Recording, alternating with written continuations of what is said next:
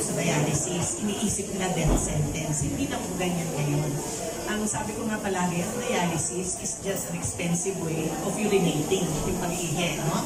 Pero ngayon hindi na kasi libre na siya. Pero may mga taong ayaw. May mga taong hindi talaga nila gusto. Sa pakiramdam na nila, hindi na nila kaya. Yun siguro lang, dito sa community center na to, maikakalat yung ganong kaalaman. Yung ayaw, huwag pilitin. Basta ma-explain lang ng tama kung anong gagawin ng dialysis at kung anong mangyayari kung hindi sila i-dialyze. Kasi meron talagang ayaw na ayaw talaga at takot. Eh kung minsan pinapakita ko na nga, minsan nag-change ang mind, nagpapadialysis. Pero yung ayaw, gusto kong igalang. Lalo na yung may mga tao may cancer, lalo na yung end stage ng cancer.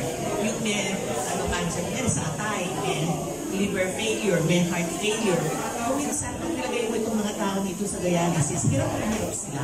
Kaya sana, huwag naman nating pilitin kung sa tingin nila, hindi na nila kaya.